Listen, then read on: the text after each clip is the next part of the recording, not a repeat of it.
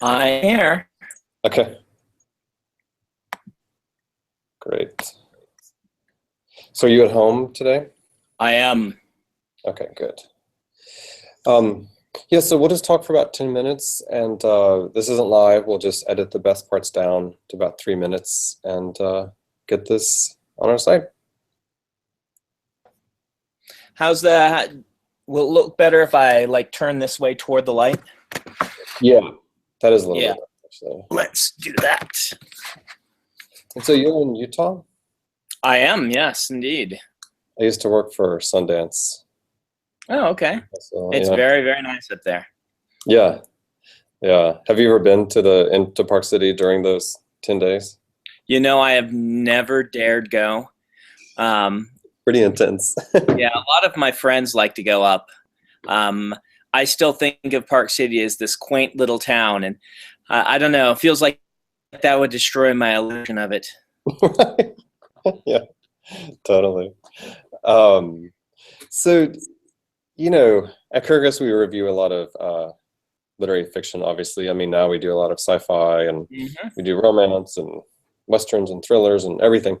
But, when I'm interviewing, say, a literary fiction writer, they don't have that much interaction with readers. I mean, they may go on tour and meet readers. Right. And so one of the things that has always impressed me and really sort of amazed me about sort of sci-fi or fantasy writers of your stature is the amount of time that you must put into interacting with readers online and in various ways. Does that take a lot of time out of your writing schedule? Yeah, it does. But it's this interesting thing with our community. Knowing some literary fiction writers. I mean, I have a master's in creative writing. I interacted and rubbed elbows with a lot of people. There's a different pathway, it seems, to success there. Science fiction fandom gave birth to science fiction writing. This was way back when the Worldcon started, and people like Isaac Asimov and Arthur C. Clarke and the greats of the field were just fans attending these things. And everyone was saying, "Why is nobody writing fiction for us that's good? The only thing we ever see is this pulp nonsense. Let's write some really good stuff." And they got together and they wrote it.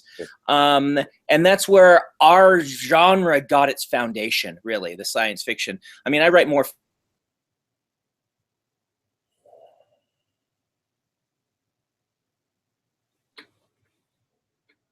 whole thing.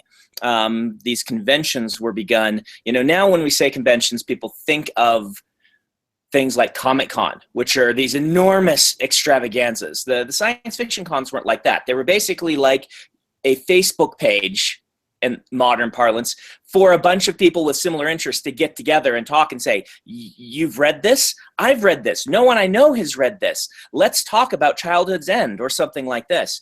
And it was a way to meet people who thought the same as you, had the same interests. Now, during the internet era, that's all shifted around a bit.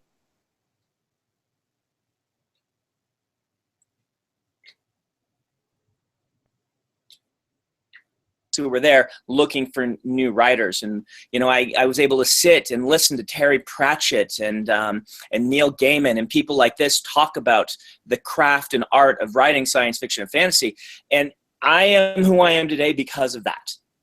And so I feel like it's kind of it's something I actively want to do. It's not just a burden, but it is at the same time something that is a way of paying it back or paying it forward or whatever. That interaction is really important, I feel, for our community. Yeah, it's really impressive because in literary fiction, it just almost never happens. Yeah, I wonder why that is. I mean, a Yeah. lot of our science fiction writers, there are some recluses as well, but a lot of us like technology. That could be part of it. We like spending time with technology and being on the forefront of technology. And so you have people like Scalzi, who sold his first book by posting it on his blog, right? Back in the day where blogs were brand new. And I did one little thing. I put a progress bar on my website showing how much work I've done on the current project I'm working on. And that is the single thing I get the most email regarding. thank you for letting us know what you're working on and how it's going. We can go to your website and say, oh, this is only 50% done. I don't know, we know not to expect it for a little while, or they can get really excited and anticipate as that counter catches up or counts up to 100. And they seem to really appreciate that. Yeah.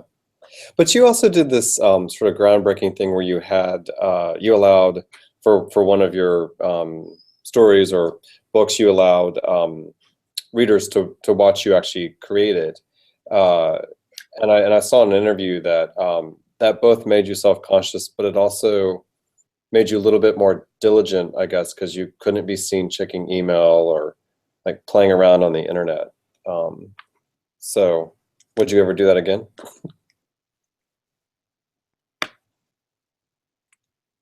You are